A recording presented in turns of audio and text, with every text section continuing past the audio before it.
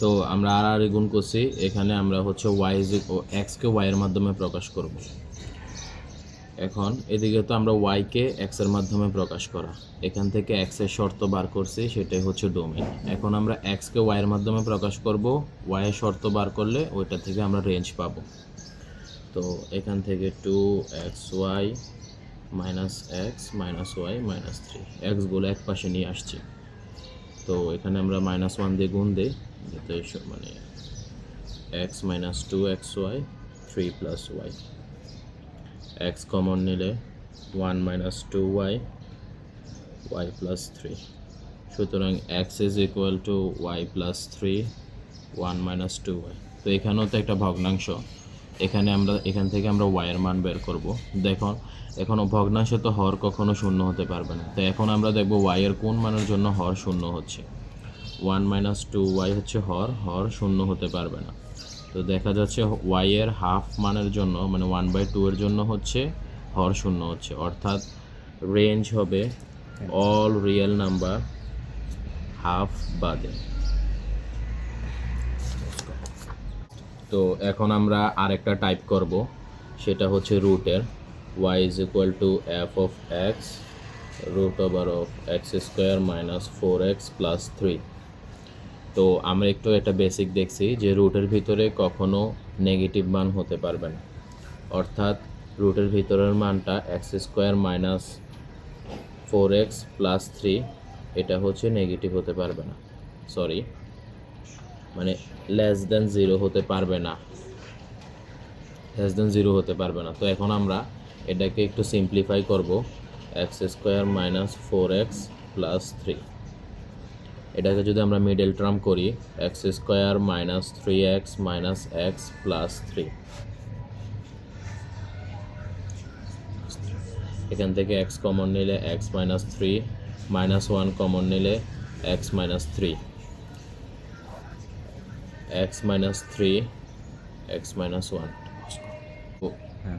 এখানে হচ্ছে আমরা রুটের ভিতরে মানটা পাইছি। তো আমরা তো আগে বলছি যে রুটের ভিতরে কখনো শূন্য থেকে ছোট হতে পারবে না রুটের ভিতরের মান, অর্থাৎ এটার মান এক্স মাইনাস 3 এক্স মাইনাস 1, অর্থাৎ এই দুইটা পদের গুণফল শূন্যের সমান অথবা শূন্য থেকে বড় হতে হবে। তো এখন শূন্য থেকে বড় অর্থাৎ পজিটিভ মান কখন হবে? যদি এইটার মানও পজিটিভ হয় এবং এটার মানও পজিটিভ হয়, প্লাসে প্লাসে গুণ করলে প্লাস হয়ে যাবে। আবার যদি এটার মানও নেগেটিভ হয় এটার মানও নেগেটিভ হয়, নেগেটিভ নেগেটিভ গুণ করলে মাইনাসে মাইনাসে প্লাস হয়ে যাবে, অর্থাৎ এখানে আমরা দুইটা ক্রাইটেরিয়া পাচ্ছি। তো এখান থেকে আমরা যেতে পারি either x minus 3 greater than equal 0, x minus 1ও গ্রেটার দেন ইকুয়াল 0, অর্থাৎ দুইটাই positive, or x minus 3 less than equal 0, x minus 1ও less than equal 0, অর্থাৎ দুইটাই নেগেটিভ ধরলাম। তো এখান থেকে আমরা পাচ্ছি কি x greater than equal 3 and x greater than equal 1, এখানেও পাচ্ছি x less than equal 3 and x less than equal 1। তো এখানে এই দুইটা থেকে আমাদের যে কোনো একটা শর্ত বেছে নিতে হবে, এমন একটা শর্ত বেছে নিব যেটা এই দুইটা শর্তই মানতেছে, অর্থাৎ এই দুইটা শর্তকে স্যাটিসফাই করতেছে।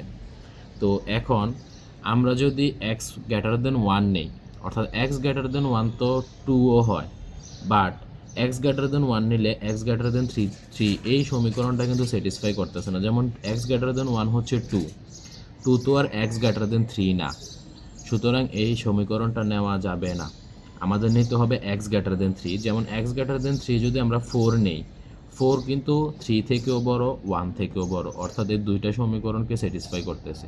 তো আমরা এই দুইটা থেকে নিতে হবে এক্স গ্রেটার দেন 3। এটাকে যদি আমরা ব্যবধির মাধ্যমে প্রকাশ করি তাহলে কেমন আসবে? ব্যবধির মাধ্যমে প্রকাশ করলে অর্থাৎ 3 এর সমান অথবা 3 থেকে বড়। তো এখানে থার্ড ব্র্যাকেট 3 থেকে বড়, তো এবার প্লাস আর ইনফিনিটি পর্যন্ত যেতে পারবে, প্লাস আর ইনফিনিটি। আর আমরা বলছি ইনফিনিটির সাথে সবসময় মুক্ত ব্যবধির ফার্স্ট ব্র্যাকেট ব্যবহার করতে হবে। ঠিক সেমভাবে এখানেও এই দুইটা শর্ত থেকে যে কোনো একটা শর্ত বেছে নিতে হবে যেটা এই দুইটা শর্তকে স্যাটিসফাই করে। এখন আমরা যদি এক্স লেস দেন 3 নেই, এক্স লেস দেন 3 তো 2ও হয়, বাট 2 তো এক্স লেস দেন 1 না, অর্থাৎ এই শর্তটা নিলে এই শর্তটা মানছে না।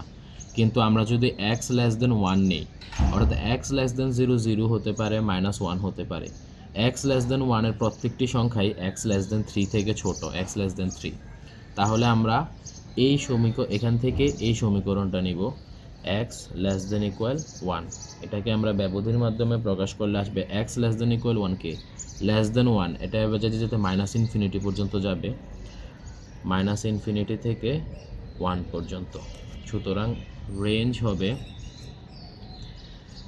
-∞ থেকে 1 ইউনিয়ন 3 থেকে ইনফিনিটি, এটা হচ্ছে রেঞ্জ। তো এখন হচ্ছে আমরা দুইটা টাইপ করলাম, একটা করছি আমরা ভগ্নাংশ একঘাত বিশিষ্ট, আর একটা করছি আমরা রুটের। তো এখন দেখব ভগ্নাংশ প্লাস রুট, তাহলে আমরা কিভাবে ডোমেন এবং রেঞ্জ নির্ণয় করব। y is equal to f of x 1/√x² - 4x, অর্থাৎ এটা ভগ্নাংশ প্লাস রুট। এই ধরনের যদি কোনো সমীকরণ আসে, সেখান থেকে আমরা ডোমেন এবং রেঞ্জ কিভাবে নির্ণয় করব। তো এখন আমরা ক্রাইটেরিয়াগুলো আগে আমরা দুইটা বেসিক পড়ছিলাম, যে ভগ্নাংশের হর কখনো শূন্য হতে পারবে না এবং রুটের ভিতরে কখনো নেগেটিভ সংখ্যা হতে পারবে না। তো এখন আমরা যদি শুধু রুট চিন্তা করি, রুটের ক্ষেত্রে আমরা যেই শর্তটা বসাইতাম, অর্থাৎ গ্রেটার দেন ইকুয়াল 0 বসাইতাম, অর্থাৎ 0 অথবা 0 থেকে বড় রুটের ক্ষেত্রে বসাইতাম যাতে নেগেটিভ না হয়। কিন্তু এখন তো এই রুটটা আছে ভগ্নাংশের নিচে, ভগ্নাংশের হর তো কখনো শূন্য হতে পারবে না। সুতরাং এই ক্ষেত্রে আমাদের শর্ত বসাতে হবে ডিরেক্ট গ্রেটার দেন 0, মানে গ্রেটার দেন ইকুয়াল ইউজ করা যাবে না, কারণ আমাদের তো হর কখনো শূন্য হতে পারবে না।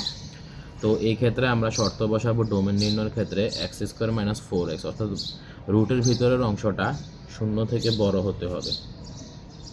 এখান থেকে যদি আমরা x কমন নেই, x - 4 > 0। ঠিক সেমভাবে আগের মতো আমরা এই দুইটার গুণফল কখন 0 থেকে বড় হবে, যদি দুইটাই পজিটিভ হয় প্লাসে প্লাসে প্লাস হবে, অথবা দুইটাই যদি নেগেটিভ হয় মাইনাসে মাইনাসে প্লাস হবে।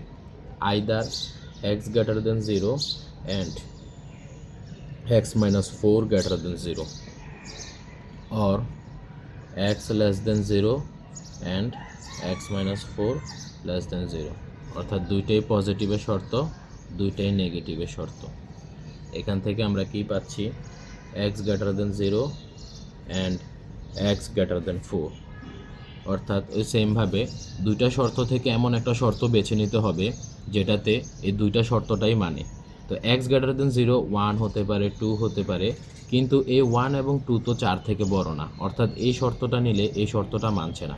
কিন্তু আমরা যদি x > 4 নেই, x > 4, 5, 6, 7 সবগুলো সংখ্যাই x > 0, অর্থাৎ 0 থেকে বড়, তাই আমরা এখান থেকে এই শর্তটা বেছে নেব x > 4, এবং এদিক থেকে আমরা x less than 0 and x less than 4 পাচ্ছি। এখান থেকেও এমন একটা শর্ত বেছে নিতে হবে যেটা এই দুইটা শর্তকে স্যাটিসফাই করতেছে।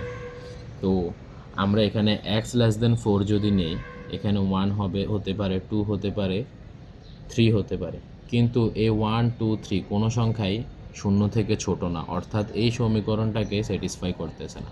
বাট আমরা যদি x less than 0 নেই, 0 থেকে ছোট -1, -2, -3 হতে পারে, প্রত্যেকটা সংখ্যাই 4 থেকে ছোট, অর্থাৎ এই শর্তটা নিলে একই সাথে এই শর্তটাও মানছে, এই শর্তটাও মানছে।